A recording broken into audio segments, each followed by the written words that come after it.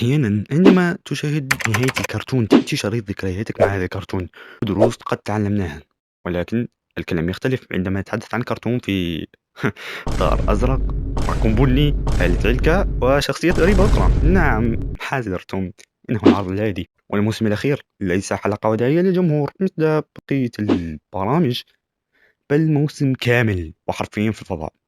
هنا سوف نحكي عن نهاية العرض العادي، الذي بالمناسبة ليس عادي.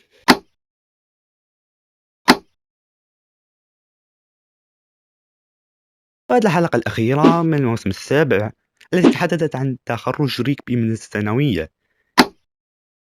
تبدأ الحلقة الأولى عندما وبشكل مفاجئ تخرج الحديقة من الأرض وتتحول إلى مركبة فضائية من العدم. يحاولون الرفاق تجميع متطلبات الحياة والعيش في القبة والمحاولة لإيجاد إشارة تغطية للهاتف، لكن تأتيهم فجأة رسالة: لا تثق بأحد. ما هذه الرسالة؟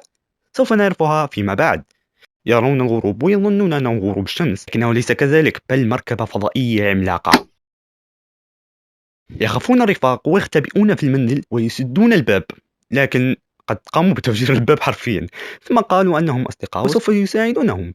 قالوا لهم أنه هناك مكان لوضع أوراق الأشجار وتصبح طاقة نظيفة تحرك السفينة. كلهم تعاونوا معهم باستثناء مورديكاي وريكبي، بحيث أنهم يشكون في الأمر.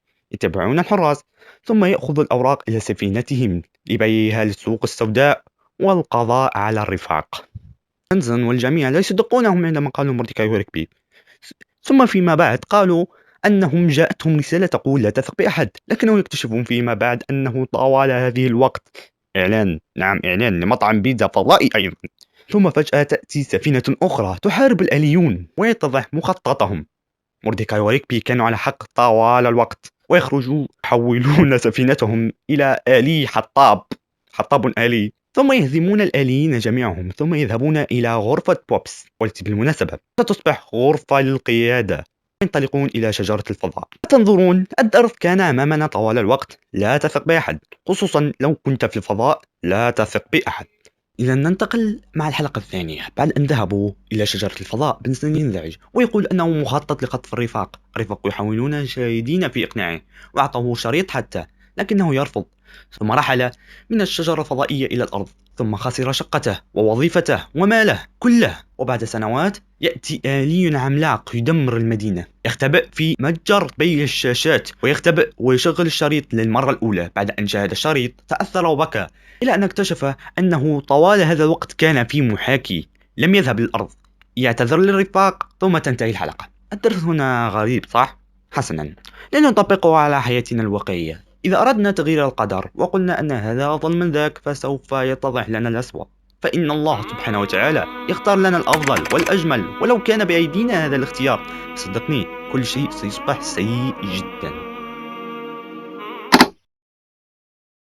في حلقات أخرى تظهر شخصية تسمى أنتي بوبس. في نفس الحلقة يظهر أن بوبس لديه قوة خارقة. يذهب أنتي بوبس إلى شجرة الفضاء ويطارد الرفاق في معركة فضائية يهربون فيها وهم مطاردون من جيوش أنتي بوبس. تتطور الأحداث إلى أن نصل للحلقة الأخيرة، تحديدا الجزء الثاني من الحلقة إلى معركة أنتي بوبس وبوبس تتسبب بموت الجميع. يحاول مورديكاي وريكبي لكنهم يموتان. يعود كل شيء للحلقة التي كانت في الموسم الأول، The Power.